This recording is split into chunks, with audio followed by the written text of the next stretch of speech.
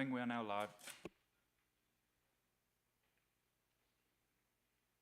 You state that your committee is elected, you as attending.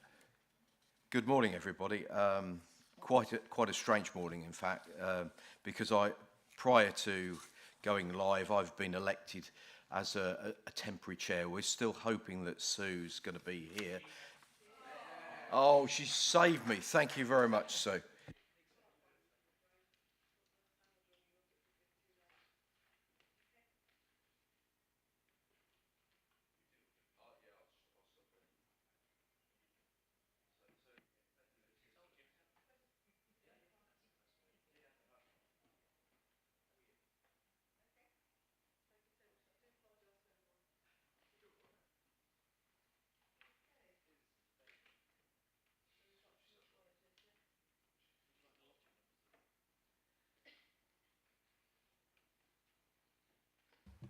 Thank you, Chair. We have apologies from Councillor Allen and Councillor Stokes today. And declarations of interest, members, do we have any?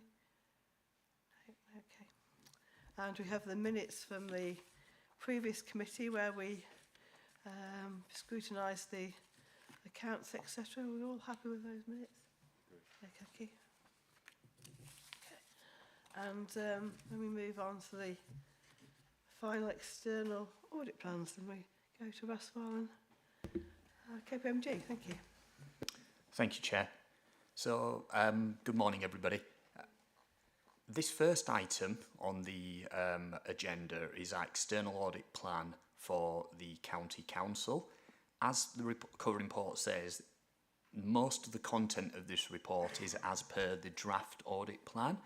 The only addition in detail is on page 31 onwards of the pack, where we've included our full VFM risk assessment.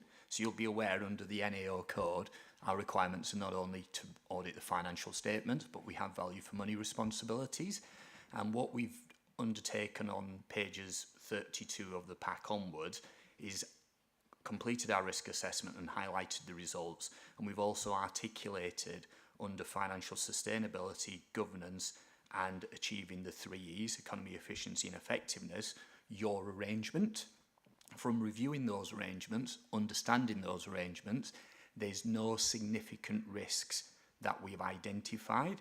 So if there's no other information that's brought to our attention whilst we complete the final accounts audit, and that involves also reviewing minutes and so on, we'll be in a position where we will not be raising any significant weaknesses regarding your value for money arrangements. The remainder of the report, the appendices, team details, fees, independent statement remain the same as the previous report that I brought to committees ago.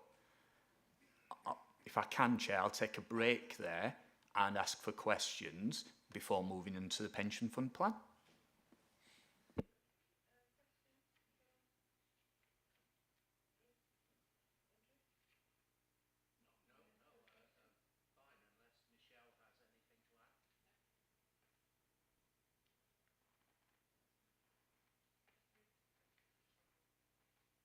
Thank you, Chair. So the second item we're presenting is our audit plan for Lincolnshire Pension Fund. So two audit committees ago, we brought our indicative plan. This is our full plan, highlighting the detail of our risks assessments, materiality. The risks presented on page 61 of the pack, that's page 5 of our document, were highlighted in the indicative plan. But what we've then done over the pages on 62 onwards is actually identify the individual key procedures to respond to these risks. You'll see a significant amount of the risk assessment regards the valuation of the investments, as you'd expect. There's also some work regarding the contributions identified as other area focus number 4 on page 65. The document finishes with the mandatory communications regarding fees, independence, your team details, and a little bit of detail around the revised auditing standards. I'm actually pleased to say not only have we completed the risk assessment here, we're well into the final accounts audit of the pension fund, and we're at at least 3/4 of the work, way through the work in terms of that audit, and there's no significant findings to date. I'm more than happy to take any questions. Thank you, Chair. Being the ever optimist that I am, 3/4 in terms of work is fine. It may not be the 3/4 of the most difficult bit. And as we know, the valuation piece tends to be the curveball lastminute.com and not necessarily controlled by the business as well and by the council. Are we aware of that last quarter we've not completed and other left field questions coming down in terms of valuation that might cause us consternation this time? Yes, and with the pension funds finance team, we've had a full discussion about the outstanding work. They're fully aware of the work, and actually we're quite relaxed about the valuations work that we've completed and the little bit that's outstanding. There's always an element of market values updating as we get into the autumn, but actually what we're seeing is strong audit evidence for the valuations that we've seen, and the expectation based on our risk assessment work when we shadowed checked last year's to make sure we were comfortable with the types of evidence we'll get into the summer, we're not expecting any concerns. Can I just follow up on just the last question? Again, you probably see my battle scars coming from this when the technical team grab hold of it at the 11th hour and suddenly go, by the way. Is there any exposure or risk, given a change in government, to some of the policies that we've seen that might impact on the value in use of some of these assets? Or are we quite comfortable there isn't an exposure? The value in use is going to be the value at the 31st of March. So, you know, that's already baked in. Now, whether there's some extreme event post that... It's the impairment, exactly. I'm less worried about what it said at the 31st of March. It's the case of because somebody's changed the nature rules. I haven't seen the detail. I don't know the exact implications for this, but if you're happy, then I'm good. Yeah, and, you know, we'd explore the, opportunities about disclosure within the accounts through post-balance sheet event and so on, but, you know, not having the ability to predict the future.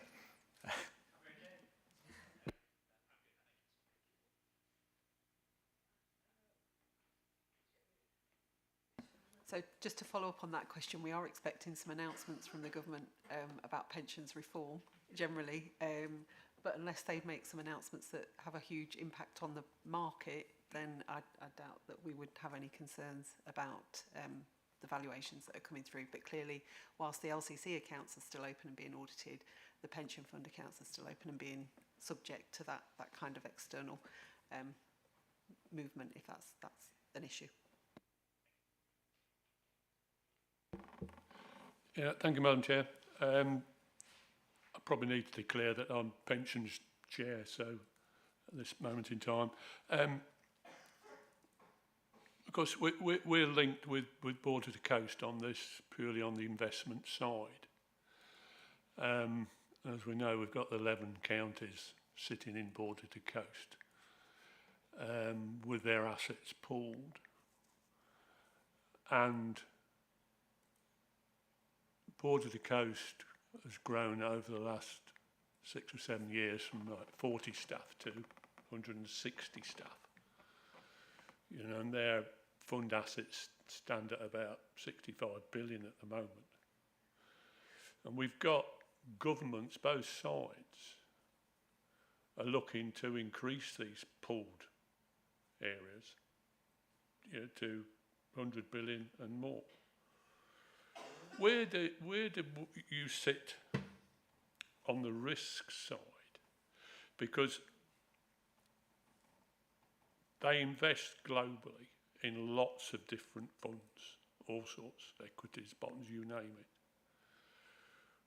Where can someone balance out that if some of those funds turn out to be dead ducks in the water, that's a serious risk to the pension, because the pension committee's here for the people that's drawing the pensions. We have to do the best we possibly can for them.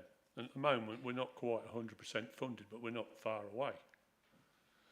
So where does your, as auditing and looking at risks, the link between the pensioners, the pension committee, and Border to Coast? Because Border to Coast is becoming not a monster, it's the wrong word, but it's becoming a big company, day by day.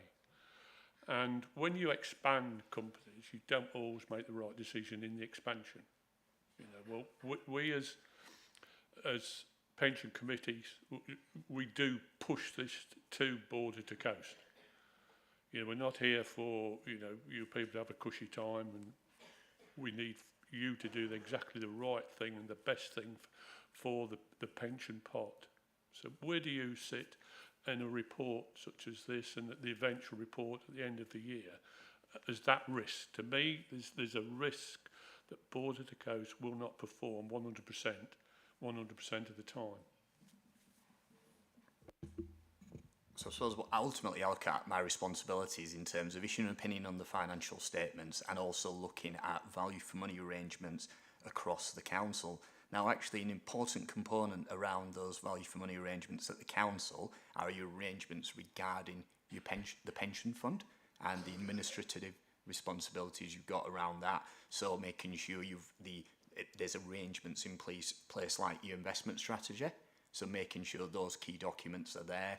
You've got arrangements like the Pensions Committee and the Pensions Board that are holding relevant parties to account. So we will look at that, and that's something we have done as part of our initial risk assessment, and we'll continue to look at that and make sure, you know, if there's a pension fund annual report that's due, those requirements are met. So ultimately that's where our responsibilities sit into looking at your overall arrangements there.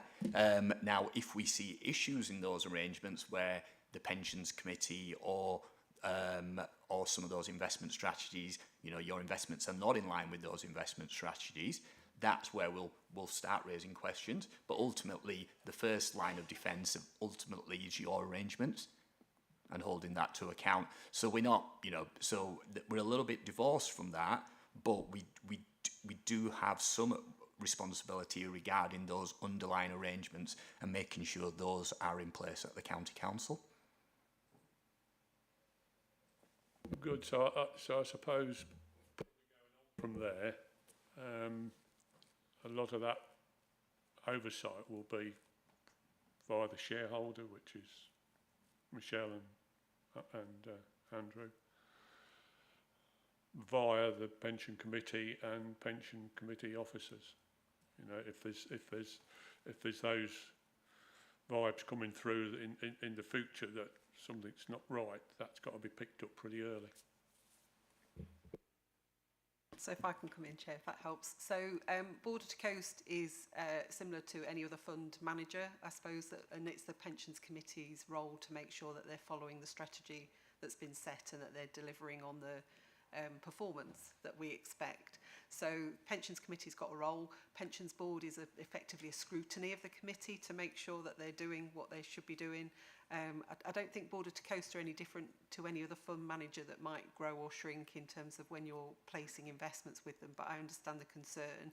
There's a whole layer of governance around Border to Coast, so obviously Chair of Pensions Committee is invited to be part of the joint committee, which is the 11 funds that come together to oversee the governance. The company itself has its own board governance, and as a shareholder rep, I kind of get involved in that. So I think there are layers of governance. The auditor's role is to make sure that governance is being followed and reporting on that and making sure that we're doing what we set out to do in our strategy, investment strategy from the investment side, and the whole governance requirements from the government, the TPR and all of those kind of areas. But it is quite a regulated area. So auditor's role is to make sure that we're following the governance that's set out, and we've got quite a lot of layers of governance, but the committee is where that assurance needs to be sought. The Pensions Committee is where that assurance needs to be sought around the Border to Coast performance, I think, particularly. I think the point members were perhaps trying to make, and it's an issue that concerns me as well, is the fact that it's looking at that wider national strategy and what effect that's going to have on the pension provision generally, not only local government, obviously that's funded, and one of the few in the public sector that's funded. There's been an article on it this morning in the news. And it's looking to what cover these investments have to have, because bonds, as I understand it, don't have to have any reserves behind them. And pension schemes are investing more and more and more in government bonds. And if they're going to be encouraged to invest more and more and more in national infrastructure, there can be all sorts of awful things go wrong unless you have the right governments behind it. So I think that's something we've got to watch the bigger picture and not get too bogged down in the minutiae, because that's going to be the elephant in the room by the budget. And personally, I would find that very concerning. But we have to see what the detail is. Any further points? Thank you. Thank you again, Russell. So we have the recommendation. Are we all happy with that? Have you got any further questions on the? We're all happy. Sorry. Agreed. Thank you. Agreed. Yeah. Okay. Well, thank you once again to our KPMG colleague, and that's great, Russell. Thank you. So if we can move on to the whistleblowing policy. And we have Mark. Good morning, Madam Chairman. Good morning. Good morning, everybody. I'm here today to present the revised whistleblowing policy to the committee. This policy has been reviewed by the corporate leadership team and agreed for submission today. Statutory requirements for the whistleblowing policy are primarily governed by the Public Interest Disclosure Act 1998. The Act requires public bodies, such as ourselves, to have a whistleblowing policy, and when a disclosure is made in the public interest and in accordance with the policy, the individual raising the concern has legal protection from harassment or victimisation because of the disclosure. This policy sets out the statutory obligations for the Council, as well as the procedure, referral process and protections afforded to a whistleblower raising a genuine public interest concern or issue. It lays out the process to be used and where the authority resides for referring matters to the police where necessary. The expectations a whistleblower can have on the actions we will take when concerns are raised. The policy takes into account the requirements to safeguard colleagues from vexatious allegations should they be received. The policy has been reviewed to ensure it aligns with best practice and provides both the Council and any users of the policy with transparency and visibility in practice and delivery. Amendments for the policy include reorganisation of the structure, having legislative points to the start of the policy, clear direction of the use of the policy to help users understand the purpose, updated details for the Public Interest Disclosure Act 1998, updated details covering the type of issues to be reported, and inclusion of prescribed contact details. If anybody has any questions, I'd be more than happy to answer them.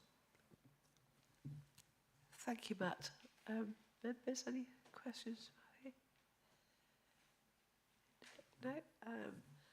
Thank you. It's obviously whistleblowing matter is very important to an organisation, and we're very keen to acknowledge that, and we're very pleased to receive your paper here today. I was just going to ask you about the, I think you mentioned it later on in the paper actually, about the investigation powers that local authorities have. We would obviously still look at anything that would be perceived to fall within our remit. Yeah. Should that not, then obviously there'd be a discussion with the monitoring officer, and a decision would then be made if that should then go to the police. Yeah. And anecdotally, historically, whistleblowing issues are they generally resolved internally, or some obviously perhaps go to external bodies? There has previously in the past been some that have been referred to the police, but yes, also there have been others that have been dealt with ourselves. Just for instance, in this first quarter, we've actually only had the one actual whistleblowing, and we've had 8 confidential reports, which obviously have been passed over to the relevant departments to deal with.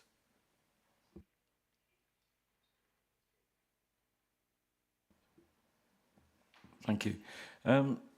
One of the things, obviously, is people need to come forward. There's always that worry that something is going to go wrong, and you're going to get some backlash. And I'm thinking particularly of 1 or 2 instances I'm aware of, with different authority, in truth, where residents have been very reluctant to put their name forward and want to go under anonymity. That is not, as you know, the normal way that it can be considered. I was just wondering, what sort of criteria or training do we give to officers to decide whether it is appropriate to go through anonymity, or is it just one of those things which is left up to them on a one-off basis? In relation to when we receive any contact from a whistleblower, we will obviously provide them with a copy of our policy, which obviously outlines what their protections would be should they come forth and disclose obviously their name to ourselves, and the protection that will afford them. So we will have an engagement with them if they leave us the ability to recontact them. If it's by post, then generally that becomes difficult because they may not provide an address. If it's by email, then we generally have a return address, or if it's by phone call. And so we will give them the options and outline what their options are. Thank you, but I think sometimes what happens is then you start getting into a dialogue with them. Certainly as an elected member, we sometimes get it picked up, and it can be very difficult to know quite how to break that cycle, and you end up building in resentment within the community rather than actually what you were hoping to do was to improve the service. So I think it's a very difficult one to deal with sometimes. No, absolutely, and I think it's just trying to, as best you can, resolve any queries that they have in relation to maintaining anonymity, and just sort of provide them with the confidence that that is, as per the policy, what we would aim to do. Can I also just add that we work closely across the council with officers at different levels, so that we are notified in an appropriate way, so we can give that advice and guidance to officers before they reach that point where we maybe overstep the line, if that gives you a little bit of assurance as well. Thank you, Sue. Sorry, as these folks know, I've literally had the papers 45 minutes, so this is a hot read. I do apologise.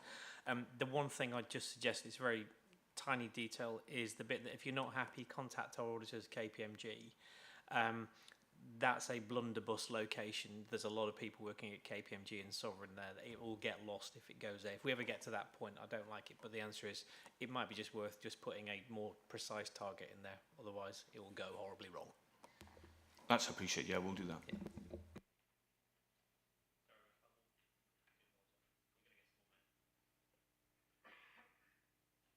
Thank you, Ian. Rasmal's probably noted that.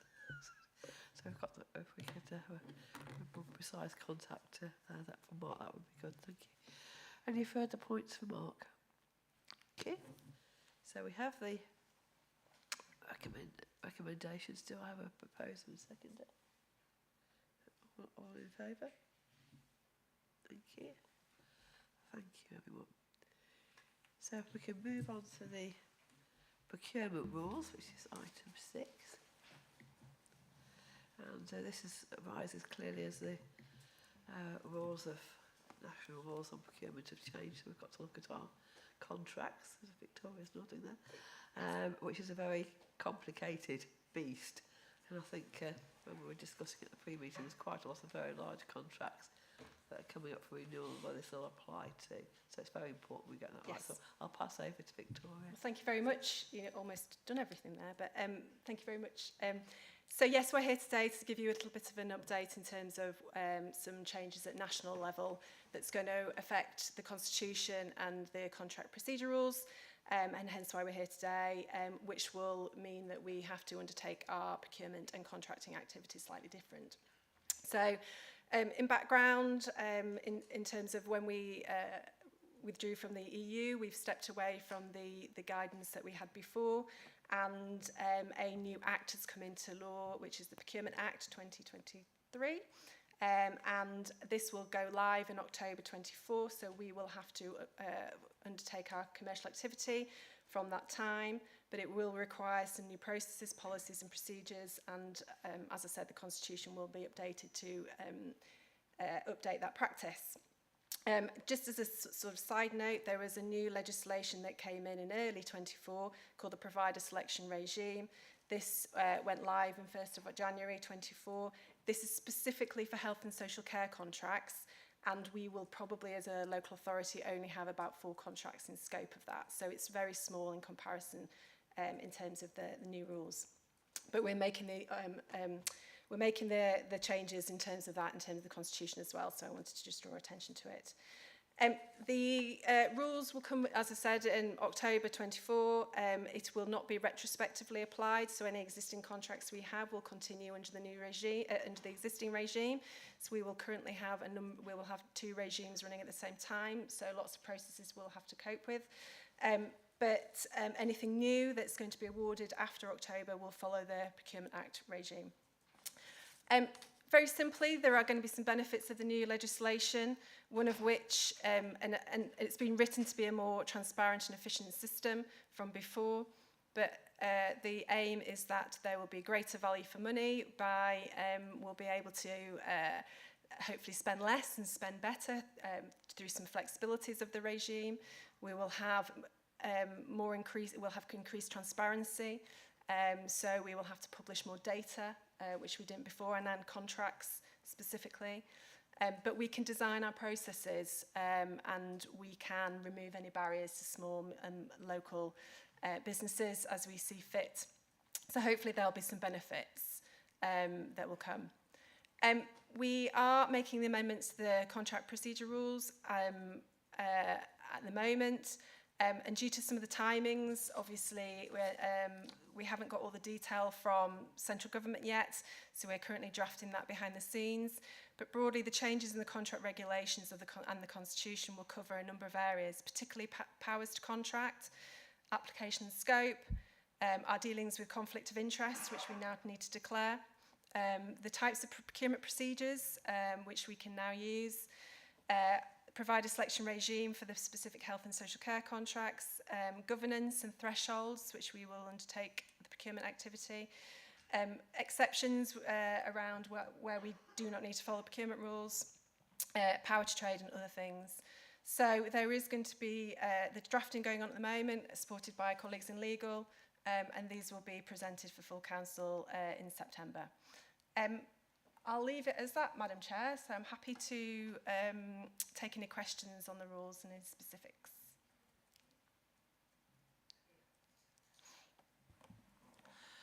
I'm not going to read papers in advance in future. This is way more interesting.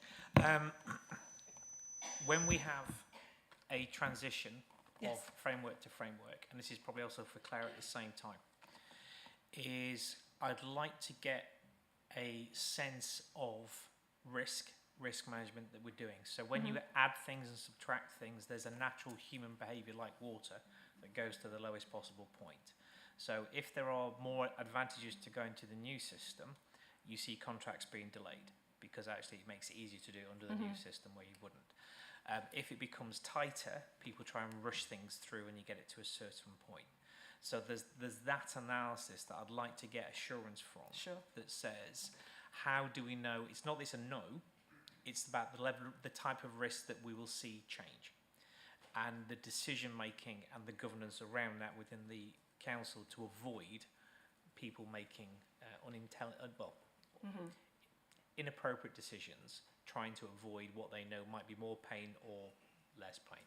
So I think it's a broad question to both of you to say, how are we going to get assurance? Because there are some reasonably big chunky changes coming through, that we understand that and how that management of assurance is coming through, please. Does that make sense? Yeah, and I guess this isn't in the paper. We have done an impact assessment in terms of, so we have now got a pipeline of activity, so we know what contracts we've got coming down the line. We've also, and actually this came up at the pre-meet, we know which one's going to hit the new regime first, so we have a list and there's about 10, particularly in adult social care, and place the 2 areas that are specifically affected. So we're kind of working through that at the moment, but yes, we haven't specifically put it in the paper, but we are doing that behind the scenes in terms of looking at the impact, what the risk is. Do we need to do some stuff beforehand or wait till the new regime comes in? So that is being done, but yes. And I think it's that case of when you look at those 10, is to say, are we more likely to want to go faster, i.e. to get it in before it shuts down, or go slower, etc. And that's, again, okay, but how's that? What are we carrying it? You know, we're doing extensions to contracts, whatever it is. it's that level of assurance Sure. about the governance that I'm keen to get Claire's view as well. Not Okay. obviously not now, but that Happy to, assurance to yeah. get to that point. Is that okay? Thank you.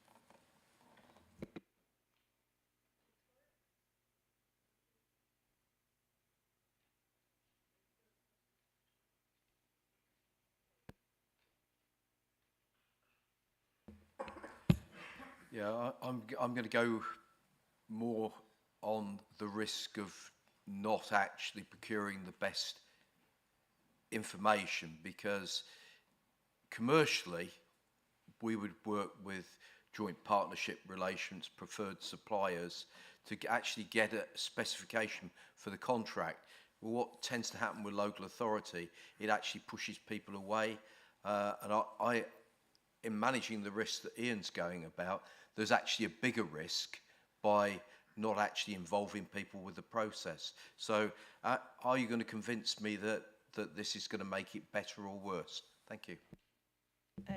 I'm not sure I'm going to be able to convince you it's going to make it better for worse.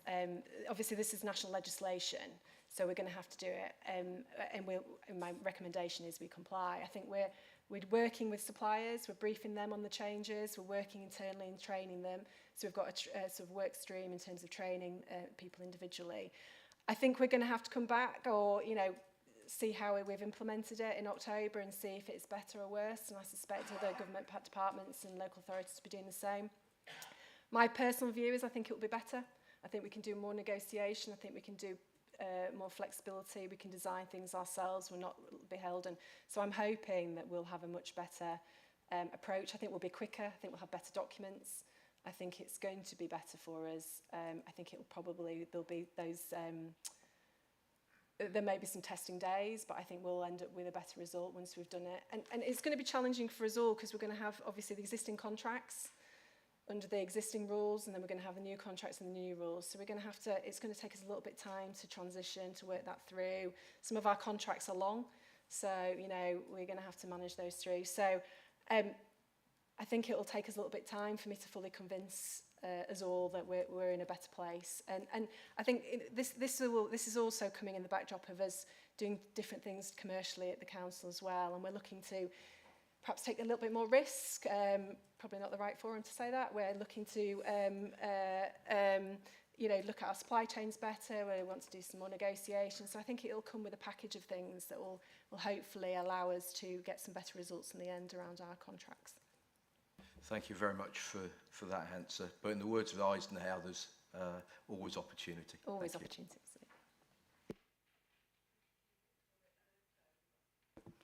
Just to give you a little bit of assurance, we've got an audit ongoing at the moment that's looking at contracts.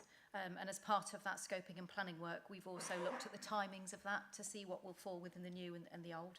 And excuse me, and that audit is also focusing on exceptions, so things that have happened outside of the normal rules as well. So hopefully that'll give you a little bit of assurance at the next progress meeting. Sorry, Sue, can I just check? Does that include also contract management? Because what I'm hearing is the volume is going to increase, as well as if we're going to get smaller, shorter contracts, that being on top of those being actually understanding it.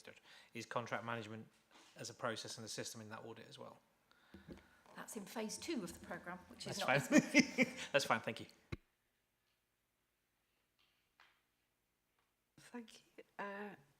Thank you, Victoria and Paula and Claire, for filling us in on everybody's questions. Got any further questions for our colleagues? No? I think we did mention this probably at the briefing meeting, Victoria. I think you'd had some liaison with ESPO, hadn't you, on their contract management team as well? Yeah, you were singing their praises, weren't you, well, in they're terms extremely of good, they're really on it, so I need to probably follow up with yeah, them more. they do some very large mainframe contracts, really big ones with I know some of my team energy providers, are working with they're them. working through it as we speak as well, same process. Yeah.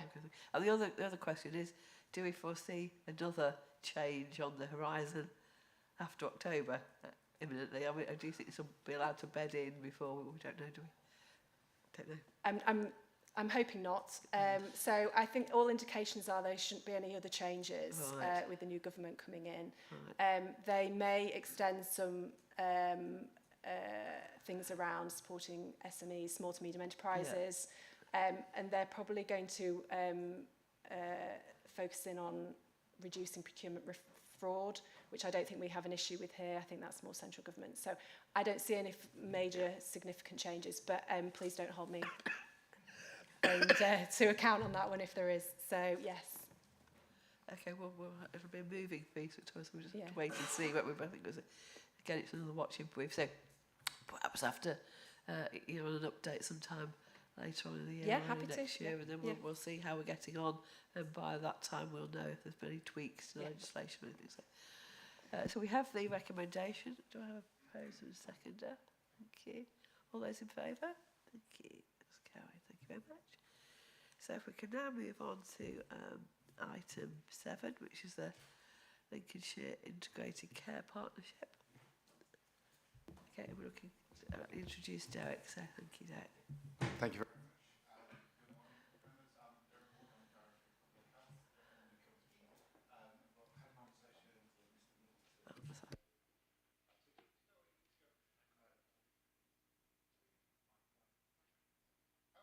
It did come on. Sorry about that. I'm Derek Ward. I'm Director of Public Health for the Council. I'm also actually the Senior Responsible Officer for the development of the Integrated Care Partnership across Lincolnshire. And I think the paper's come out of a conversation that you've had here and then followed up with Mr Middleton around having a conversation with Audit Committee around the arrangements we have around the Integrated Care Partnership. I'll take the paper as read. Alison's going to run through a presentation that sort of puts a bit more flesh on the bones, and then maybe come back to a conversation afterwards rather than give a lot of preamble, if that's okay. So I'll pass over to Alison to run through the presentation. Yep, we're on. Thank you very much. Good morning, everyone. Hopefully Tom's going to... Yes, there you are. So if we can have the first slide. Thank you. So the Health and Care Act 2022 introduced a number of changes to the way that the local health and care system were arranged, and it required every area in England to establish an integrated care system from July 2022. So the ICS comprises 2 statutory elements. One is an integrated care board, so that replaced what was formerly called clinical commissioning groups. So in Lincolnshire, we have the NHS Lincolnshire Integrated Care Board, and that's responsible for planning, commissioning and delivering health services across the county, which include things like planned care, cancer care, emergency care, GP services. And the Lincolnshire Integrated Care Board is chaired by Dr Jerry McSorley, and John Turner is the Chief Executive. The second element of an ICS is the Integrated Care Partnership. So that's a joint committee between the local ICB and the local authority that covers the ICS footprints. So in Lincolnshire, we have one integrated care partnership, and it's a forum where partners come together at a system level to talk about health and care needs and how, as an integrated system, we're going to improve them. It has membership, in addition to the County Council and the ICB, it has membership from wider partners, such as district councils, NHS provider organisations like the Hospital Trust and Community Health Service, and also organisations like Health Watch and voluntary and community sector. Lincolnshire's ICP is chaired by Councillor Sue Woolley, and John Turner is the Vice Chair. The Integrated Care Partnership has one statutory responsibility, and that is to produce and agree an integrated care strategy for the ICS system. Next slide, please, Tom. So the 2022 Act didn't repeal the requirement for the County Council to also have a health and wellbeing board. So in Lincolnshire, we're one of 4 areas in the country that's coterminous. So our integrated care system footprint is the same as our upper tier local authority, which means we have one ICP and one health and wellbeing board covering Lincolnshire. So that seems fairly simplistic, but also it has a number of challenges because it does lead to potential for duplication of the 2 bodies because their responsibilities are fairly similar. But being coterminous, it does mean that we can look to align a lot of the work and put in place arrangements which try to avoid that duplication. So we've done that by mirroring the membership of the ICP with the Health and Wellbeing Board, so it has the same membership. We have the same chair and vice chair, so Councillor Sue Woolley also chairs the Health and Wellbeing Board, and John Turner also is the vice chair of the Health and Wellbeing Board, so that we share a chair and vice chair. And where possible, we're aligning the meetings so that they occur on the same day and one follows the other, so we can make sure that the agendas are aligned.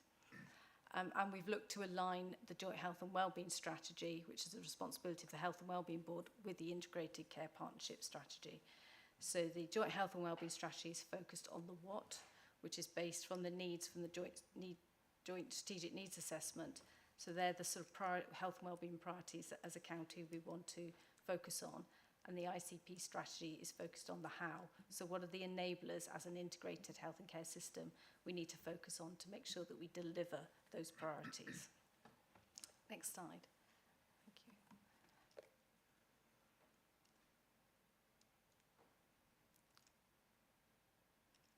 That's it, yeah.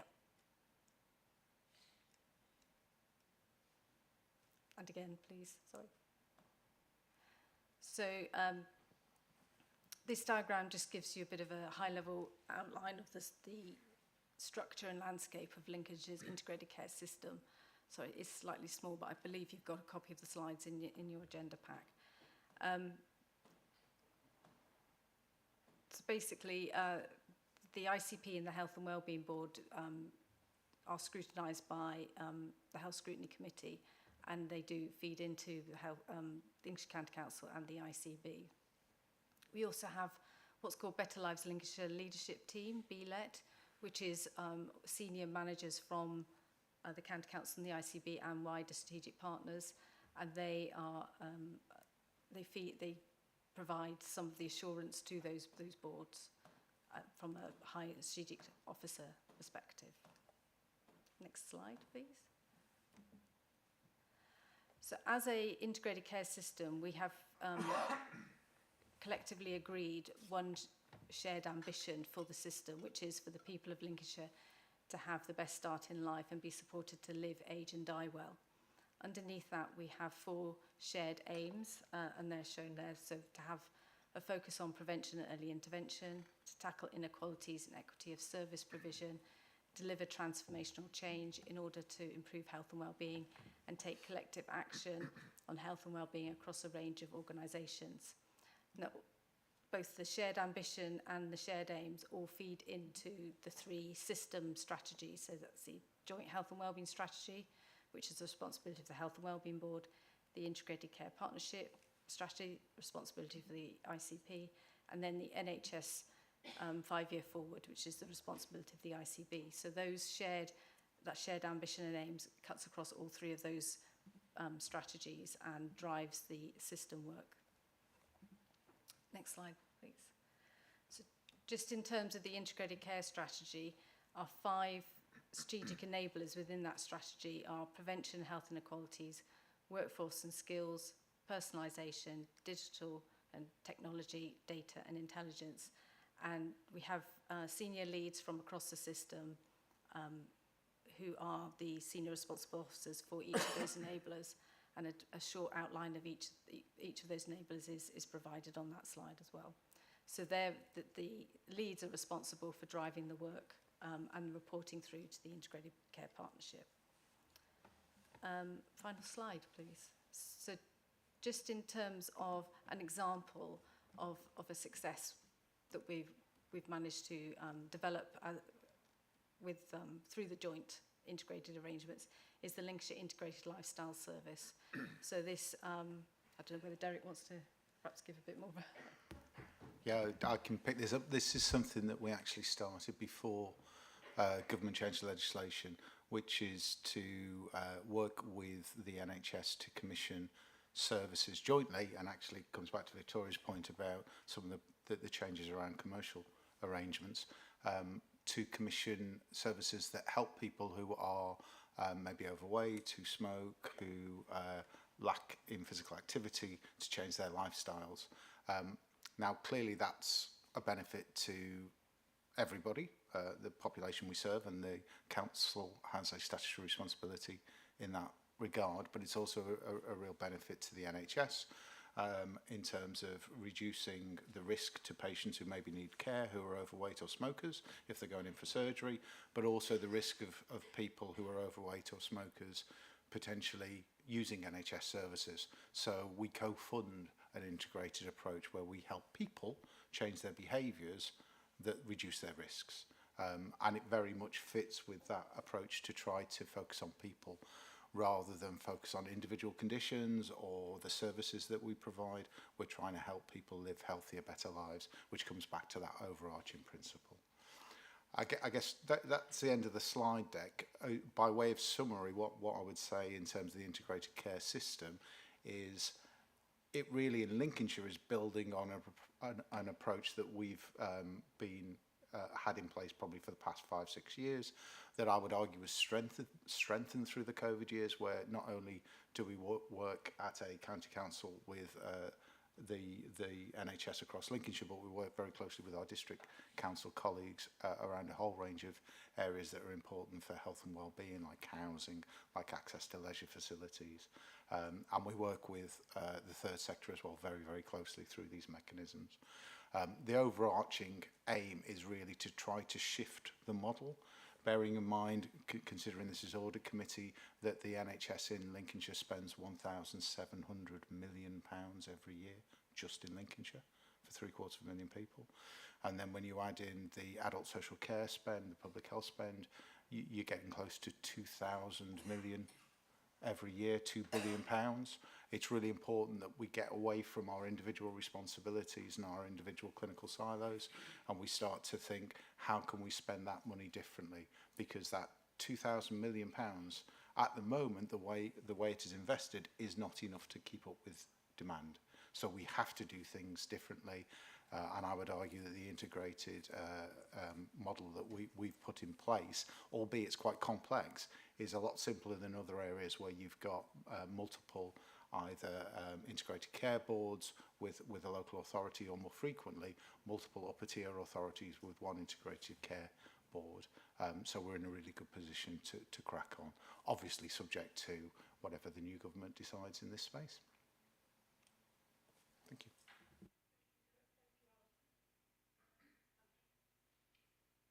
Yes, I won't disappoint the expectation. Thank you, Derek. Thank you, Alison. I set this hair running because it's a very, very big hair and it needs to be caught. Effective collaboration is an elusive creature. We've been trying it for decades. I'm familiar with 10 years of Better Care Fund, which is pooled resource, all in search of that holy grail, which is to persuade people to drink less, eat less, and not do nasty things. And of course, the wider determinants of health, of housing, jobs, and leisure activities, they're all relevant. So it's quite right that the County Council and the NHS in Lincolnshire should come together. Been doing that for decades, and this is a new mandate to turbocharge it, if you like. But it's a very, very elusive animal, is the outcome. And from an audit committee point of view, our external auditors should note that there is an effective mechanism and an infrastructure and set of relationships which are key to making it work that have been developed over a decade or more because of the coterminicity. So all very, very good. But there's a but coming.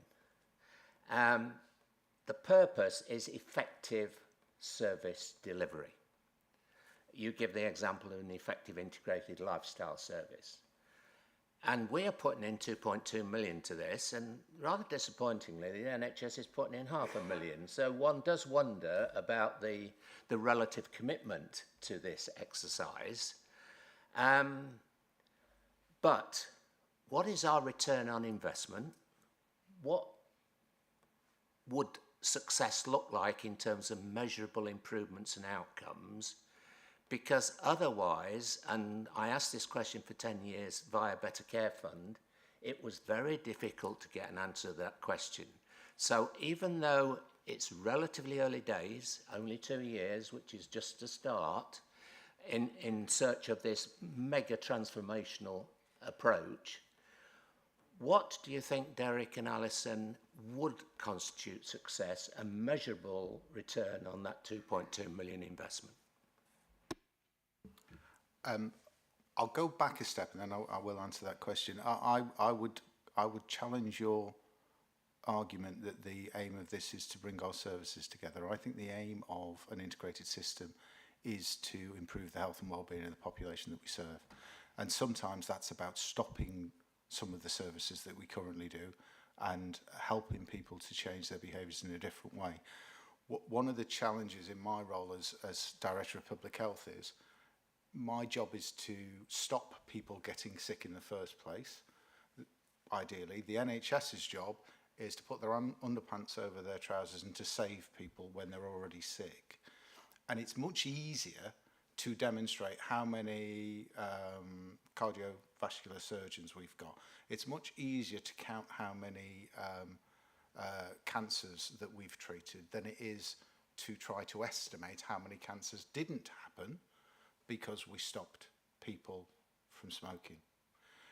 What we do have from the National Audit Office, from the World Health Organization, from the King's Fund, from a whole range of internationally renowned resources and organisations is that an investment in prevention is a return on investment, full stop, of the order of £3 for every pound that you invest, through to several £100 in situations like teenage pregnancy when you look at the total cost of the system.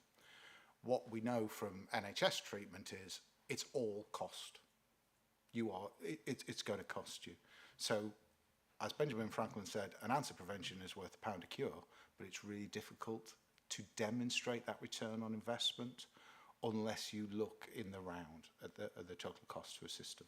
So very happy to share some of these resources and some of the evidence base about return on investment, including an independent evaluation that we commissioned as part of the integrated lifestyle service that we've just spoken about. So in answer to that specific question, carried out by the University of Lincoln, which demonstrated that the integrated lifestyle service is outperforming other services from across the country because of the approach that it's taking, both in terms of quantitative outcome measures, so the proportion of people who are quit smoking, the proportion of people who meet the Chief Medical Officer's recommendations around physical activity, and the proportion of people who lose weight. So we outperform other models in those senses. And as I said, each of those is a return on investment rather than a cost-saving exercise. If I may come back, Chair, thank you very much, Derek. And it would have been useful to see a slide with the key points out of that report. So I'm sure members might appreciate receiving that. And I do know from previous involvement in the NHS that teenage pregnancy is pretty good in this county. Has it gone up a bit? But the return on investment of stopping that. But alongside Hull, Lincoln is the smoking capital of the UK, isn't it? And therefore, given that you know return on investment for stopping smoking is high and teenage pregnancy is equally high, are there any other aspirational areas on your radar that would point you towards another report from the University of Lincoln that says you really are getting even more return on investment? So, short answer is yes. My argument would be the more that we can create space within that budget to spend on prevention, it doesn't have to be primary prevention, it can be helping people who've already got conditions manage those conditions better so that they don't deteriorate or they don't get secondary conditions. So, for example, if you're diabetic, making sure that you manage your diabetes properly so that you don't potentially lose your sight or your circulation gets damaged and therefore you lose a foot because of poorly managed diabetes. There's a whole range of things that we could do. And that is one of the challenges really with public health interventions is that they are almost entirely return on investment, so it then becomes a question of which ones do you focus on. And as Alison's already alluded to, we have all of the priorities Firstly articulated in a statutory document, which is a Joint Strategic Needs Assessment, which is available on the Council website and also on our intelligence website. And then that translates into the priorities in the health and wellbeing strategy. Now, I'm really conscious that the governance for these documents is via the Health and Wellbeing Board and via health scrutiny, and sometimes adult care and community wellbeing scrutiny, depending on which area it is. So I don't want to stray too far into those as we spoke about, but happy to share the University of Lincoln evaluation of the Integrated Lifestyle Service. The next steps, ideally subject to resources and subject to councillor decisions, would be to expand that service, but in targeted ways. We also know that we've got particular challenges around children and young people who've grown up in COVID with some of their emotional and educational support needs, and that is another key priority for us. And as we have an older population, which again we've spoken about before, we need to make sure that the fact that we've got an older population is a really good news story. We are helping people live longer, but we need to add life to years, not just years to life. And all of those areas mean more and more focus on prevention and supporting people live longer, healthier lives is key, but that's really difficult when the NHS is struggling with the number of people who are coming into A&E, because understandably the political debate is you can't leave people to die in A&E because we're investing earlier on in the process. That is always a challenge, and it'll be interesting to see where we go on that. I might be allowed one more, Chair, just to observe that Derek and I had a very good chat on screen, and your insights into the challenge are impeccable. And the University of Lincoln report will be very good. As a school governor, I'm very much sighted on the teenage population. And if we can sow the right seeds through preventative messages, that might play well down the line. Does the strategy for prevention include some beefed up activity in schools to try and enhance that awareness of where not to go? Absolutely it does. As a council and as a system, the County Council receives around £36 million as a public health grant from central government. It's a ring-fence grant. It can only be used for certain things. Of that, around 11 to 12 million pounds is used and is transferred into Children and Young People's Directorate to support the integrated lifestyle approach for the 0 to 19 service, 0 to 25 if you've got SEND issues. So we spend around a third of the core budget straight away in that age group within the County Council. But absolutely, the more that we can do there, the more that we can invest in children and young people's health and well-being and create the environment within which those individuals can live a long and healthy life, the better. And of course, the previous government's ambition to a smoke-free generation, that the new government have committed to in the King's speech, from my perspective, is fabulous, because that is creating an environment in which a future generation will not, legally at least, smoke tobacco. And that's one, not the only, but that's one of the key areas that we need to focus upon. Thank you, Andrew. Ian. So in a rare moment, I'm going to tiptoe into Andrew's usual territory, which is this. Two observations. One is when I saw that diagram, both as just somebody who deals with the complexity on this basis and also just as a member of this humanity, what on earth, because I looked at this and went, you have complexity of this level, you're going to have gaps in assurance, misspending, conflict. That's absolutely not efficient. Now that's just an observation and a guaranteed to cause problems and not value for money.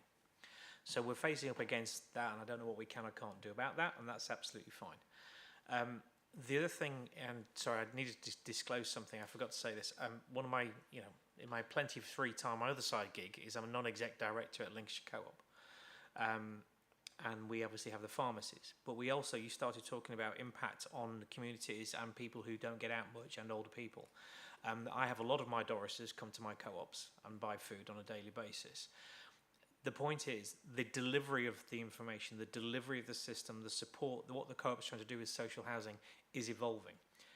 The assurance framework needs to change with it as well and reduce the complexity at the same time, or it will fail because you're going to waste money. And a lot of the delivery arms that you will need to do this will not waste their time if they're going to be losing money. So from my point of view is, this is great. What I'd like to understand is the assurance framework and how you're going to drive better value out of that, because if I look to that again, I'll probably cry. So I don't disagree. It's complex and it's complicated. It's both. What you see there is a simplified version, believe it or not. You and me both. Mostly driven through the development of national strategy and statutory responsibilities on different organisations. Having said that, the flip side of this is to recognise that going back to in Lincolnshire, the NHS spends, and this is not the totality of NHS spending, there is still some stuff that's commissioned nationally. The NHS spends £1,700 million a year. The council spends in the region of 200 to 300 million in social care and public health, and that doesn't include all of the social care that is commissioned by individuals or their families. So it is a complex model, and it has evolved to be a complex model with hugely significant budgets when you look at other government department budgets. That, understandably, has created lots and lots of ministerial and civil service interest and lots of different lines of accountability responsibilities, some of which are, for example, to the Home Office, sometimes we're reporting to the Treasury, sometimes we're reporting to MHCLG. There's lots and lots of different reporting lines. If there is any way that that can be simplified and streamlined, I would be a very happy man, and we would reflect our governance arrangements. All I can say is that in Lincolnshire, despite that £2,000 million, that's a relatively small system. We do get all of the chief execs, including county council chief exec, district chief exec representatives, around the table with NHS chief exec representatives. We have a model and a space for our lead politicians with the non-exec directors to get around a table. And therefore, despite the governance, rather than because of it, we do have those conversations and try to simplify the approach. And forgive me because I've worked for half of those government departments as well. The challenge is not so much about that and where we are now and the complexity, and trust me, I know government management is diabolical. However, the extension, the evolution to where the social care infrastructure is going to be and the balance it needs to be. You've mentioned it before, we have support at home. You have the fact that there's going to be other mechanisms and delivery that will be absolutely required to deliver this beyond what our existing infrastructure suggests and delivery model suggests. And I think it's more of an observation, just as a preemptive, that says we need to be thinking now about how we get assurance on that. We've talked about contracts coming thing and changing on this basis. This is all interacting, and the answer is actually that comes to a value for money control environment and assurance basis. So it's more of a case of an early warning flag that says if this is going to continue and we know things are going to happen, we probably need to get a little bit sharper on how we're going to get that assurance. I'll leave it at that. Soapbox over. Just as short, absolutely agree. Really important that we've got that assurance and governance mechanisms in place. I would also say that we have a system that doesn't deliver for people at the moment. I think that there is a general consensus, and certainly my view, is that we are spending £2,000 million in Lincolnshire every year, and it's not enough, and it's not delivering good outcomes. So the idea that we can carry on doing that in the same way that we've done it, which I think is partly your point, and get better outcomes is fallacious. We are going to have to do things differently. We've got to do it within a controlled environment as much as possible, but people are complicated. This is a complex and complicated environment, which means we will have to try different things. The integrated lifestyle service that was introduced about 6 years ago was quite a radical change and took a lot of work to get through, which is why we commissioned the independent evaluation as well as having our normal contractual arrangements.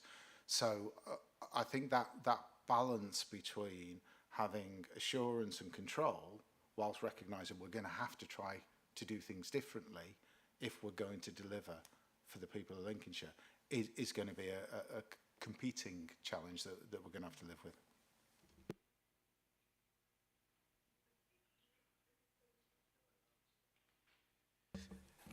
Thank you. Thanks for the report, the pair of you. Some really good points in there. Quality of housing does actually make a big difference to people's life outcomes, not just how comfortable they are. And some of those items that have come up are reported by yourself, Derek, and your team to public protection. So some of those outcomes are very public anyway. But I'm just going to pick up being devil's advocate. Tackle inequalities and equity of service provision. It's a big county. Down in the south of the county, they're always complaining about the lack of provision with our hospital. Some of it's staff, some of it's other things. But as well as those challenges, the challenges of getting staff, I mean, a certain other government cut medical schools by 20% about 16 years ago. Happened to take 12, 14 years to train a registrar. One couldn't possibly comment on the lack of registrars and stuff available. But tackling those inequalities, not just in the hospitals, but also in society. We have a lot of transigent working communities within our Boston area that all bring with them very different habits like smoking, etc. Are we convinced we're actually tackling that all at base level? Thank you, Derek. I think I would say we are convinced that we are attempting to tackle it at base level. As you'll know, Councillor Skinner, we talk at a Lincolnshire level, but we also have individual analysis at district level. So we've got one for Boston, we've got one for South Holland. The East Lindsey's profile, geography, deprivation and age profile is very different to Lincoln. And we recognise that and we feed that into the key commissioners, including predominantly the NHS commissioners. But I think one of the core arguments here is that, again, going back to the national government model, we are constrained in our ability to do some of these things. There is a sort of standard general practice model. Lincolnshire is actually part of a pilot to look at different models for general practice. And my professional view is we need a fundamentally different model of general practice that needs to be community and primary partnerships. And that's something that we are developing in Lincolnshire, and it's something I've got senior responsible officer for. And the model that we're looking at will look very different in the centre of Lincoln, where we've got a very big student population, to how it will look in Mablethorpe or Boston, for example. And as you'll know from COVID and from other vaccination programmes, we have a very different model in Boston in terms of outreach, in terms of community engagement, that we will have in other communities to try to drive our vaccination programmes up. So you're absolutely right, there are huge inequalities, both in terms of fundamental inequalities, a lot of which, the majority of which are outside of health and care to deliver. Probably 20% of health outcomes are down to the NHS, the rest are down to the wider environments. But even that 20% has some inbuilt inequalities, and we are trying to tackle those. But it's going to be a generational challenge. I'll just come back on that. It's also whether the system supports innovation or prevents it. And that is another big challenge, Derek.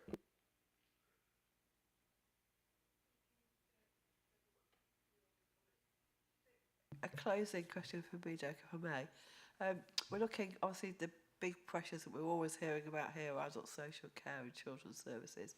Again, people with, particularly in this young adults category, who have complex needs that probably 30 years ago you wouldn't have seen children like that because they wouldn't have survived infancy.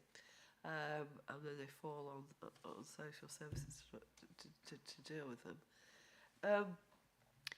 Obviously, I think that, looking back historically, the family picked up a lot of this in the past, and we've lost all those ties.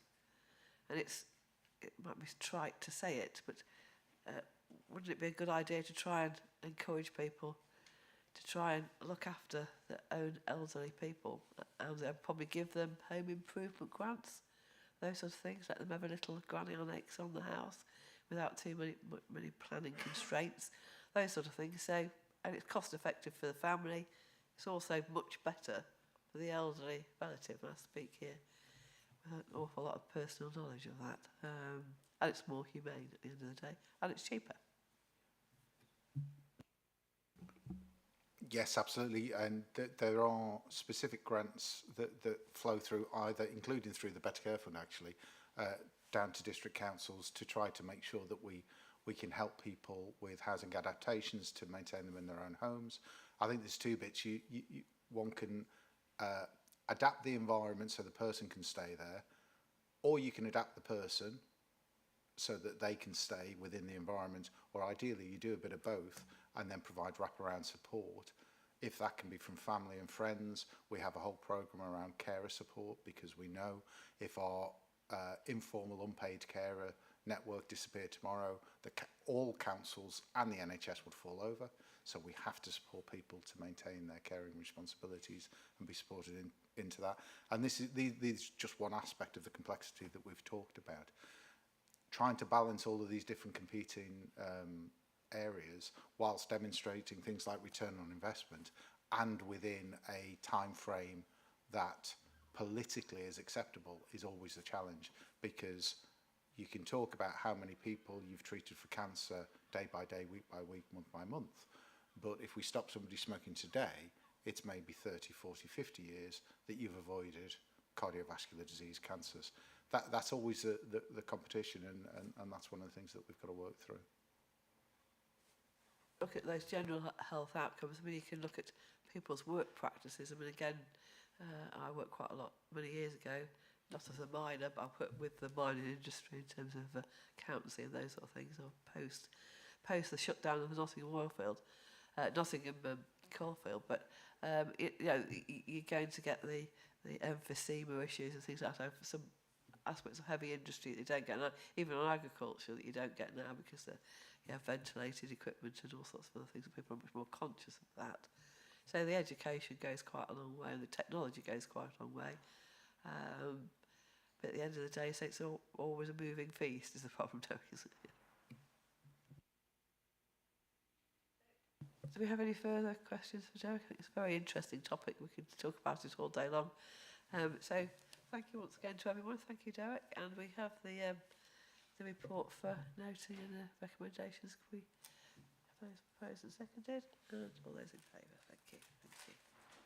Thank you all. So if we can then move on to item 8. Excuse me, this is the Internal Audit Progress Report. Thank you, Chair. Thank you, so Chair. This report shares the internal audit delivery performance information for the full year of 23-24 and shows 100% planned delivery. And this report also then shares internal audit delivery performance information for the first quarter of 24-25. In the report, figure 9 provides more detail on the status and stage of our current delivery. Client feedback is an important indicator of our performance, and data and narrative has been provided in the report on areas identified as requiring improvement. This includes improvement on our feedback processes, which supports increased engagement with our audit clients. The process for follow-up activity, which assesses the implementation of management actions following an audit, has been reviewed, and it has identified some historic actions. For transparency within the report, we've separated these out, and in figure 6 you will see a table for management actions from 2020 to 23, and that's in a separate table to those that emerged following last year's audit delivery, which is figure 7 for 23-24. A revised approach has now been built into our processes, and in total there are now 54 actions that require follow-up. These are included in our current resource plan. Progress on these will be reported through all future progress reports to provide you with a level of assurance on risk reduction and service engagement. That's the brief update of the report. I'm happy to take any questions.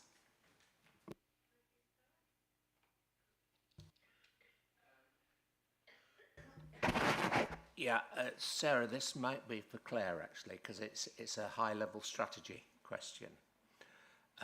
In the past, not so much recently, because you've done better at growing your own and retaining auditors, there have been challenges on getting the right people in the right place to deliver the audit programme. And you not only deliver it for the county council, but you also have client district authorities that you deliver for. Is there a tension in using scarce audit talent on district council client audits as compared with the ability to fulfil your internal audit contracts?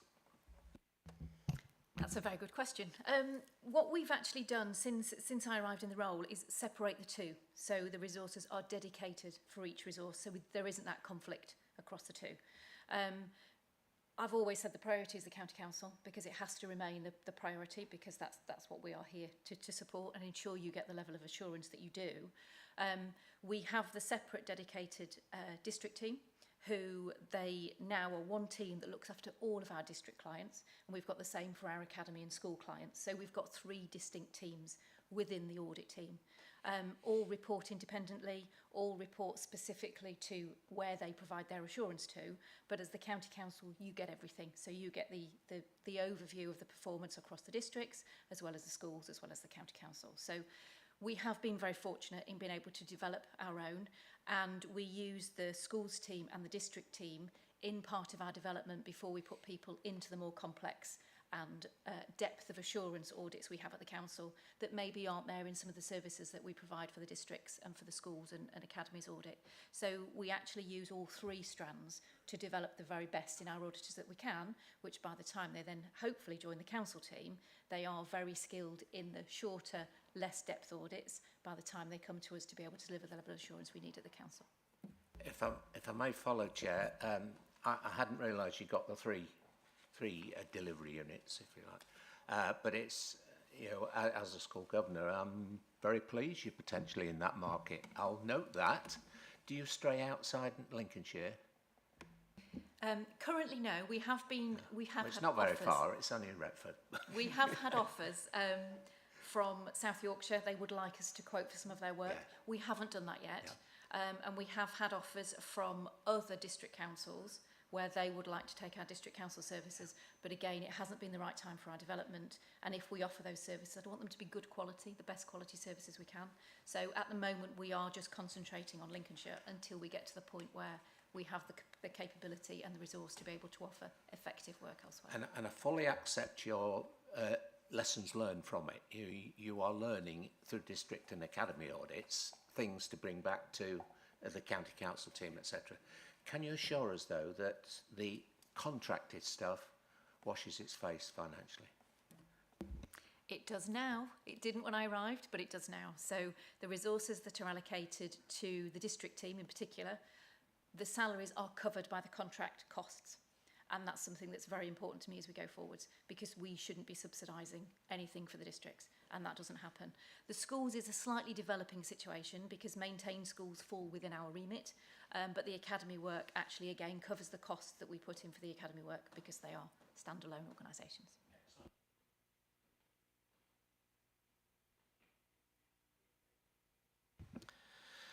Hi, Claire. And Sarah says, good. Point to Sarah. A few observations and questions from me is I like the recalibration of the ratings. It makes things easier. The one thing on the table I can't see is what is overdue, just to be clear. Because I know obviously you've got the closed, not due, etc., open management actions, risk analysis. If there's any sort of problem areas, doesn't necessarily scream at me from the report. So it's just a thing that might be helpful. If I'm missing it, that's on me. I apologise. Business continuity and emergency planning.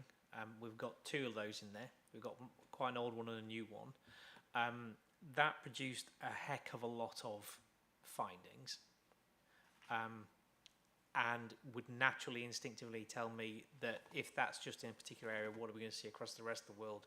How quickly are we focusing on those? And that's probably I'll speak to you afterwards about that. It's just the case in and around, so what does that tell me about where we're focusing on the sorts of stuff that we're seeing as a culture, as a behaviour, as a proxy for other areas as well? That I'd like to see how we feed that into the plan going forward as well. that I just want to, but I'll talk to you more details about that one.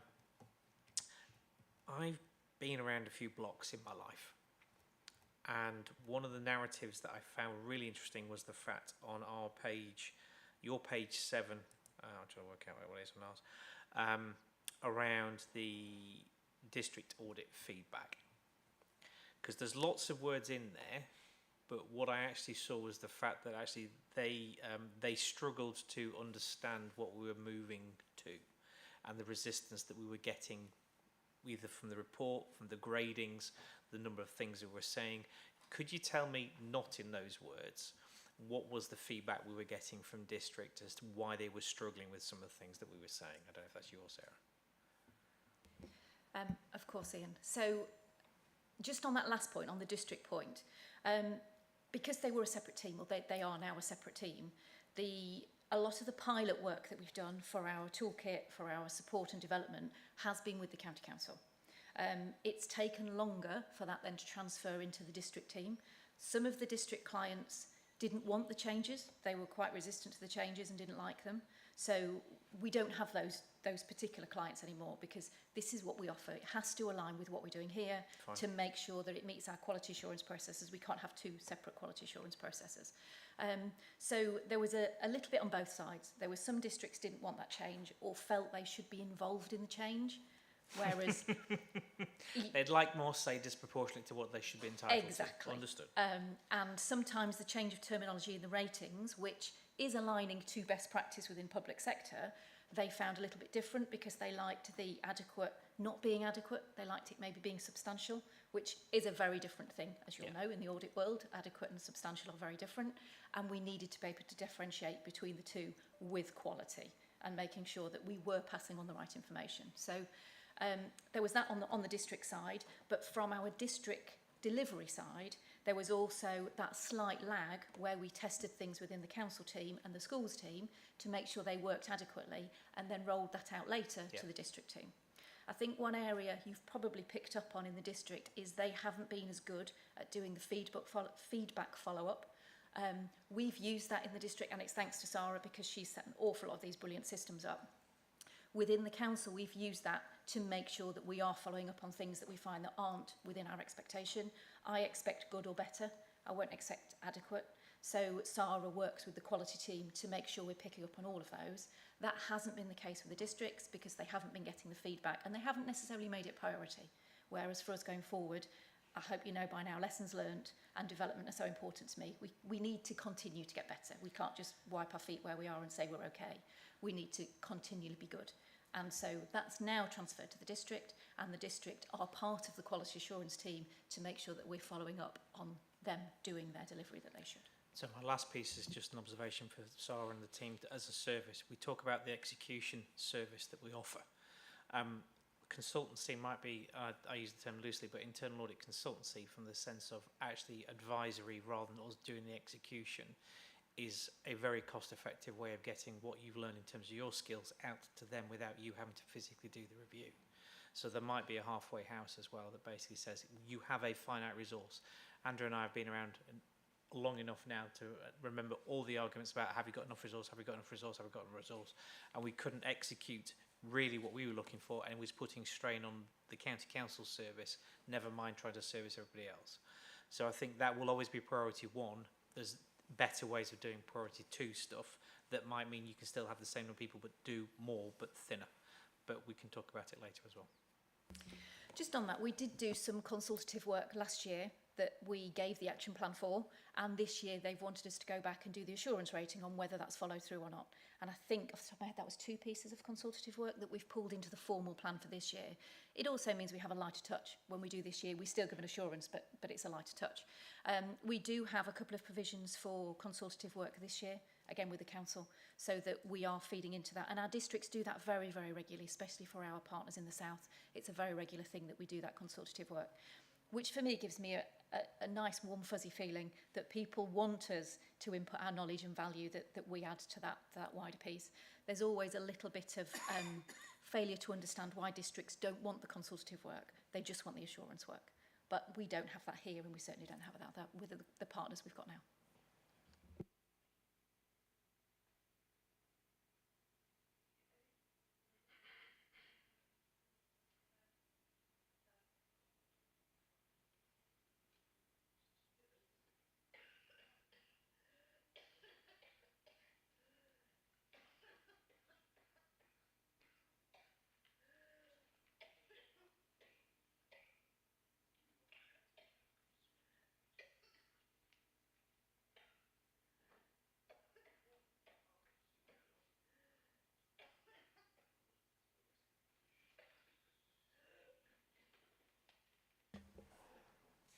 Right then, I'll interject between coughs. The recommendations to the July progress report be noted and its content, progress and delivery be noted, and any actions that need to be taken will be taken. Everybody happy to note? Thank you very much. Moving on then to item 9, which is risk management progress report. Thank you. Thank you very much. Today's report is the Risk Management Progress Report, which includes an update on the latest review of Strategic Risk Register and the risk team's overall activities over the last few months since our last report. I'll start with the Strategic Risk Register updates. We have had a de-escalation of a risk, the transformation risk, from the Strategic Risk Register. It's de-escalated down to the Resources Directorate Risk Register will be managed at that level. The rationale behind that was that the programmes on there, with the exception of one, were relatively low risk. The impacts would not have been wide enough to impact the entire council, bar one project, which is the next risk, actually. So the education transport risk has been escalated from Place Directorate Risk Register. I believe everyone here is probably aware of the risk itself. We've worked quite closely with the transport team to get the risk worded out with the correct causes and impacts, to accurately score the risk in hopefully a fairly realistic way. It's currently sat at low assurance because whilst there are numerous controls in place, they aren't all operating as they should be, and there are obviously external impacts on the risk itself also. At the time of review, the controls hadn't had a great deal of impact at that point. That being said, we review the risk live monthly now, similar to how we did with LFR, how we do with LFR control risk. So again, working quite closely with the service to support them in making sure they've got the risk identified, the controls noted down correctly, and that they're having the impacts they hope they are. We're also working quite closely with them to develop some risk indicators, which moves me nicely onto the risk team activities. The risk indicators we're trying to develop are to monitor the risk and its progress, but to also monitor the controls themselves. In theory, the indicators, once identified and confirmed by the team, will allow us to watch it in real time and to have set trigger points. Again, work in progress, bit of a trial for us. We've not done this before, so it's something we're looking to get it nailed down and hopefully develop that into the future also. We have also begun performance monitoring our risk work using a quality assurance process developed by the team. We're going to do this quarterly, which is in line with our service risk register reviews, directorate reviews. This QA work will also be reported in future once it's ironed out. The first iteration, I think, is safe to say, I think it's gone quite well, but we've got a few learning points to tweak it and improve our QA process itself. We're also working on a risk dashboard, which will provide live ongoing view of the risks within the whole council via one dashboard to exec directors and ADs initially, I believe it is. We did demonstrate it to the Resources Directorate. So far, feedback was positive, and hopefully they'll be able to use that moving forward. But again, that's something we'll bring to the committee. Our Sharp Cloud work continues to progress. I'd like to remind committee members to email and request a date for training so that I can demonstrate the system live to you, provide you access to the system. That will allow you to see the strategic risks as soon as they're updated rather than waiting, so you'll see it ahead of time before the report comes in. And the final point and the request to the committee is to identify a risk to be the subject of the deep dive topic in November. We've put a few suggestions on there. Hopefully you've had a think ahead and decided. I'd love to hear your feedback. Thank you. Well, I was going to ask about school transport. I've become more aware of this because on the radio whilst driving, I've heard several council leaders say that that is one of the big growth areas and there's nothing much they can do about it. So my question is about that newly added risk. Are you cited on what potential mitigations there are? And bearing in mind that the importance of school and college transport is it creates opportunity and choice and lifestyle development, skill opportunities. So I hope the county council response isn't going to be let's scrap it all, because that would take problem offers. So what are the mitigations? And therefore, I think that's a candidate for deep dive. Yep. Yeah. So I'll just quickly go with what we've got. So I've worked with not just the transport team, but also transformation team who are involved in it, corporate performance who are involved with it. I speak to Michelle on it. So we've got a good sight of what controls are being done. I'd say the transformation team's plans that they've also let me see in advance they look pretty solid efficiencies wise. There's a couple of areas that I'll be likely to feedback, but yes, we have sight. And as far as I'm aware, I've not seen anyone say that they'd be shortening the remit of it at all.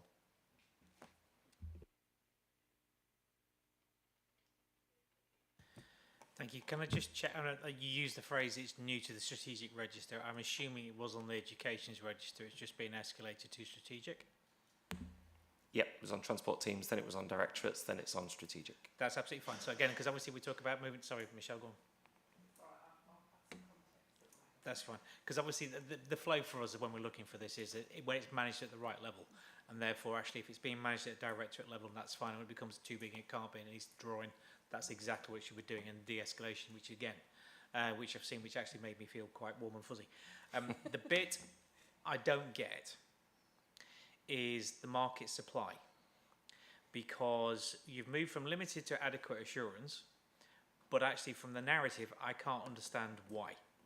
I can't understand what's happened. We talk about an expanding risk base, and the assurance, therefore that narrative doesn't link for me necessarily. Could you just give me a little bit more context, because I can't understand why we've gone from that to that based on what I can see.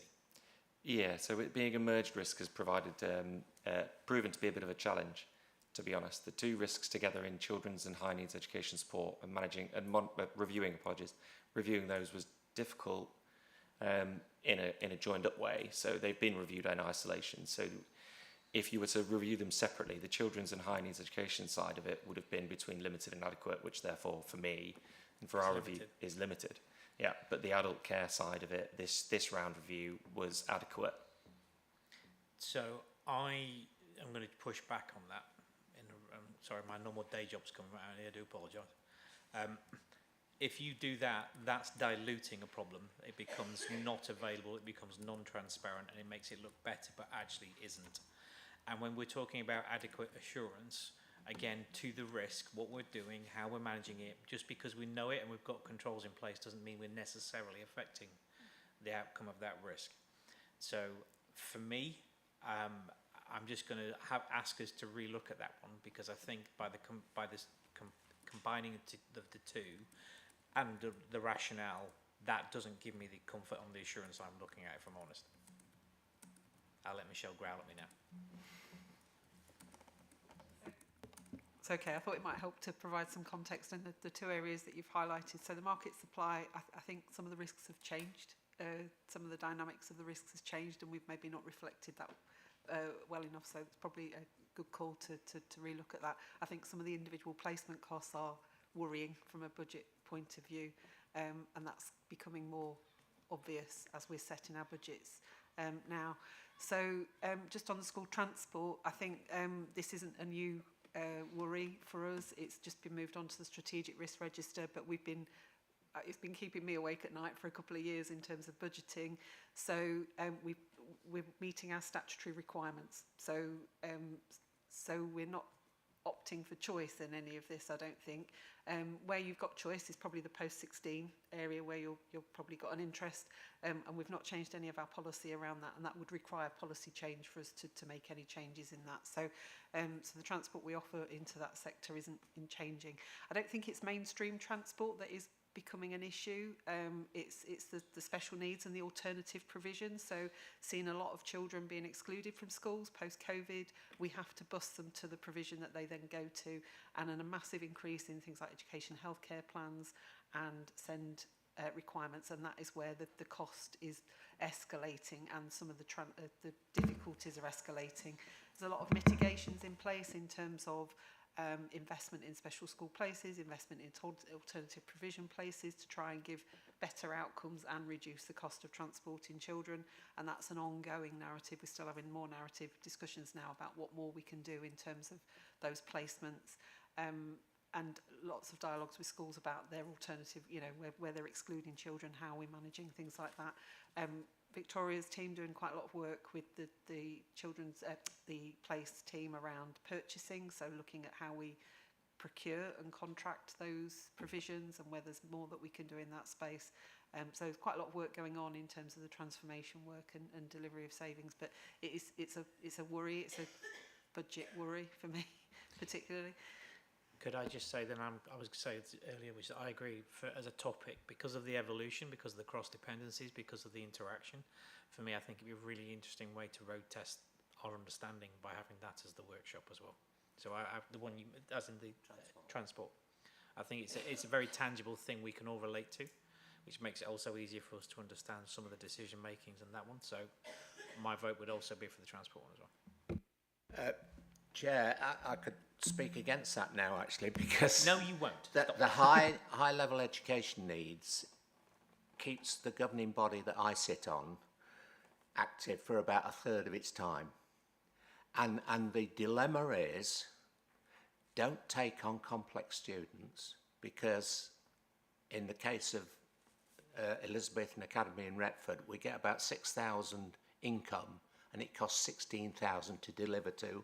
And by the way, they blow our statistics, so we end up on the naughty step in terms of educational outcomes. And it's a hell of a dilemma, because we've got an ethical duty to take children who have an educational need, but we're subsidising it from the 200 others in the year group who are not very problematic.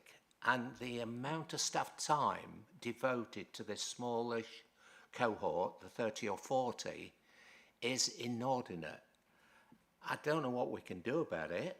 And there is a suspicion on the governing body that we are letting Nottinghamshire County Council off the hook on special needs provision.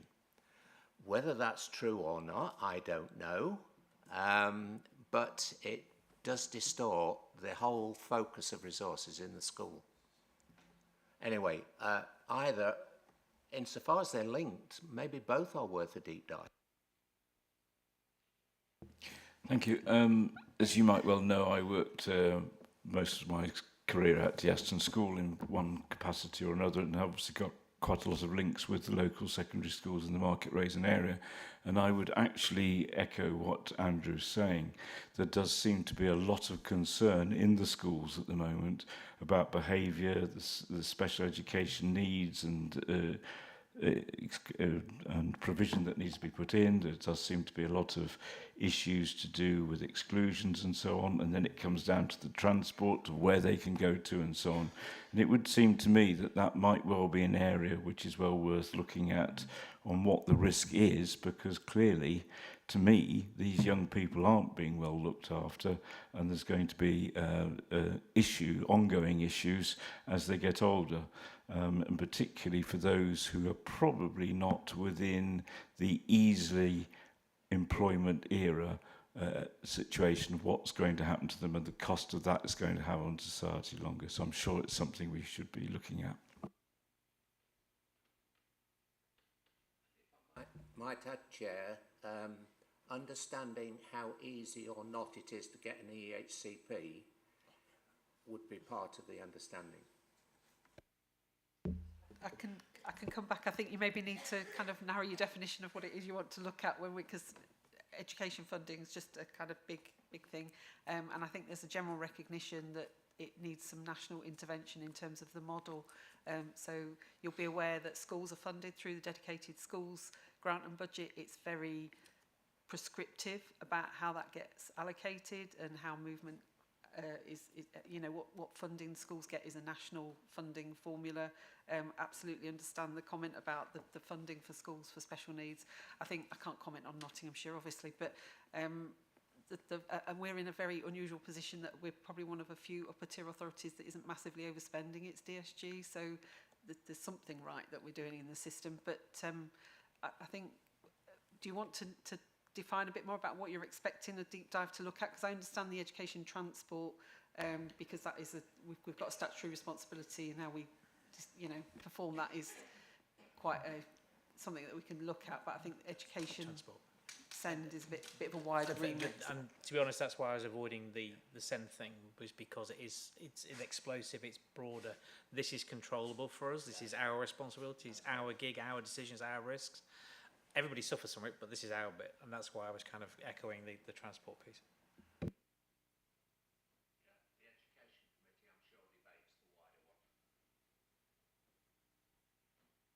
It's one of those very problematic and wide-ranging issues, of course, because particularly say post-COVID, because I don't know correctly stating the figure, but it's about 100,000 children who have just dropped out of the system, which is extremely worrying for the longer term.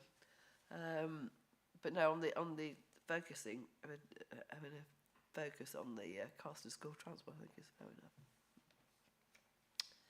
Okay, any further questions for Kevin on the...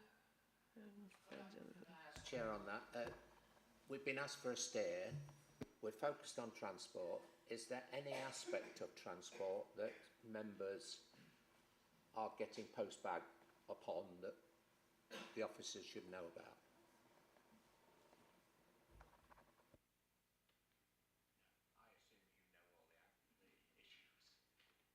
I think some of the issues, there's categories of issues. There's price, what we're paying for contracts and the way we contract, and there's demand and following policy. So they're the kind of general areas.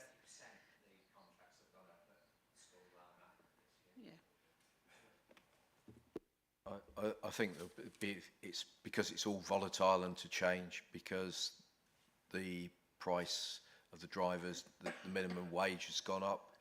The type of vehicle is set to be changed 2030, which will higher cost of vehicle. Really, although on paper it looks like electric's cheaper, but it might not be when we get there. There are lots of risks in there. Thank you. We can have a deep dive into and keep it concentrated on the transport issues. And the assurances around that send is a huge topic, and it strays into the educational sector as well. Very, very important, incredibly important. But it's been an ongoing problem for many, many years. And I think it probably needs a thinking outside the box solution for it somewhere down the line. So thank you, Kevin, and I will draw everybody's attention to the sharp cloud training, which was very good. If you haven't done that already, very good. And you can access the risk register and drill down accordingly. Kevin very kindly taught me through the system. It was very good. Thank you very much. So we have the recommendation, and which are before us on the first page. Do I have a proposer and a second? Thank you. Second. All those in favour? Thank you. Thank you.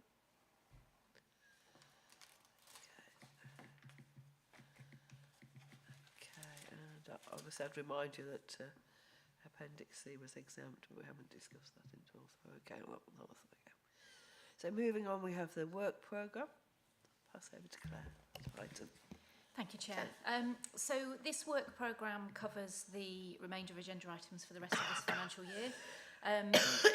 There's no changes since the last time, apart from removal of a couple of duplications that were in for this committee. I would like just to remind members if they could get back to me on the potential dates for the training for the joint committee with our other audit clients, that we would like to offer something together. They're looking for understanding what comes from a more experienced committee, and I've talked about how brilliant you all are, so it would be nice to be able to share that. So Tom has sent out an email. Yes, even you. Tom has sent out an email, so if you could just get back to me with dates, that would be great. Because some of our southern clients are very keen to explore that along with our other ones. So. Exactly. And just for information, there are some changes to the audit standards that are coming in early next year. Public sector standards aren't expected to change until April next year, so we've got a little bit longer. But I'm looking again to do a session for the committee to understand what your obligations are, because they've changed as well as ours, and just do that offline, so in a session that's not open to the public. But if you're happy, I can circulate those dates and probably add them onto a committee, and probably double that up with some counterfraud training from Mark as well, if the team is open to that. Thank you.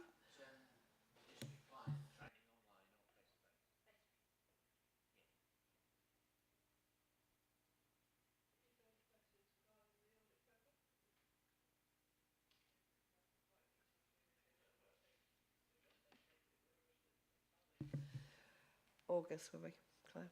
Yeah, okay. And obviously responding to Tom's email. So we have the recommendations that we can note the work part, etc. Can I have a proposer and seconder, please? And all those in favour, thank you.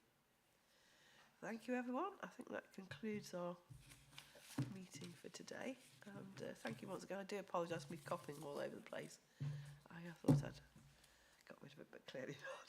I think you've done very well, Chair. Sorry, I do apologise for that. It's highly unsocial.